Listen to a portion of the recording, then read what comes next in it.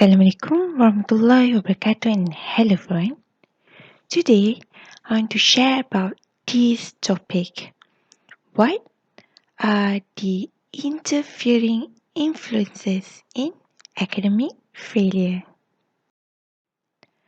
Right now we are already in part 2 on the process of academic failure. For those of you who haven't watched my previous video, especially on this one, please do so that you can have a general view on the overall process of academic failure, because the process is long and complicated, so that's why we divided it into part 1 and part 2.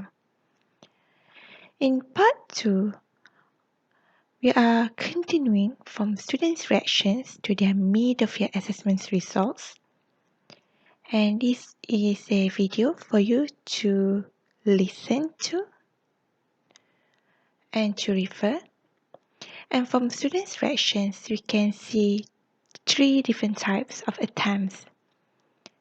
The first attempts, there are already 2 videos on it. You can watch part 1 and part 2. For the second attempt, there's also 2 videos on it. You can have a listen, alright, to understand better. And lastly, the third attempt, there's also a video for you to refer to. And all these three attempts actually eventually leads to academic failure. For today's video, we actually want to know why. Why for the second attempts that indicate increase in engagement, attempts that sounds positive, why does it still lead to academic failure? It's because of interfering influences. And we are going to focus more on the interfering influences on today's video. When we talk about interfering influences, there are 2 under it. First one is weak prior knowledge, meaning students are having weak prior knowledge. And second one is stresses and students' responses toward stress. Let's talk about the first one, weak prior knowledge. Okay.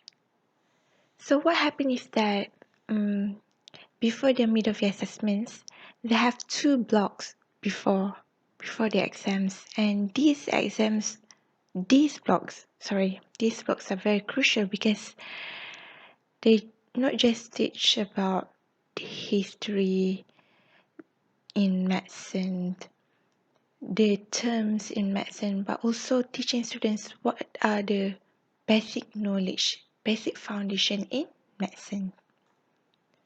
And for those of the students who fail their mid-of-year assessments, it is actually difficult for them to understand what was taught in the subsequent blocks because they were having weak prior knowledge.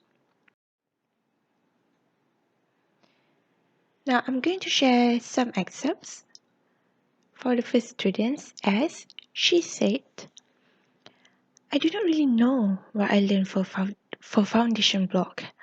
I mean, my basic knowledge is weak. Too bad for me. I do not study really hard, even if I know that I do not really understand my basic knowledge.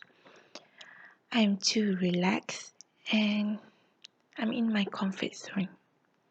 So this is from S. Second student, he said,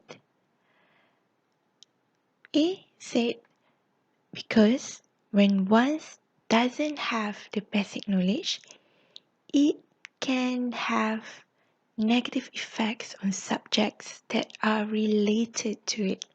For example, when you're not having a strong knowledge in physiology, it means that you don't understand the terms that are already being used in physiology. So, the next block is more difficult to understand. That's why.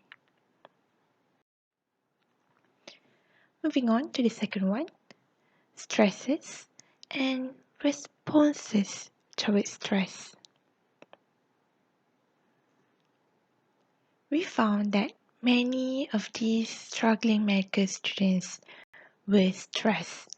Stress is prominent, where most of the stresses were due to abundance of content to learn within the medical degree program. And guess what? Each student was observed to respond differently towards stress. For example, some students actually went out watching movies, hiking, jogging, listening to music, sleeping, needing some time to cope, and even playing video games. Now, let's listen to one of the story from one student, Zach or Z. Okay. Z was stressed as her roommate was able to understand with little effort. So this is her perception, her observation. She was also stressed due to huge amount of learning content that she did not understand. As a result, she became emotionally unstable and she wanted to change to another program 1 month before her end of year assessments. Fortunately, her morale improved after meeting with the counselor. So here we can see that she was stressed because of two reasons. Her perception could be that she's comparing with her roommates. Second one, she was stressed with a huge amount of learning that she needs to do and she also did not understand at the same time. Consequently, when she became emotionally unstable, it was actually fortunate for her because she did something. She seek for help. And because of that, her morale improved after meeting with the counselor and she continued to sit for the end of your assessments. Now, after you've listened to today's videos, what are your thoughts? And if you have any questions, please share in the comments below and I'll answer in my next video. Otherwise, I'll see you in my next video.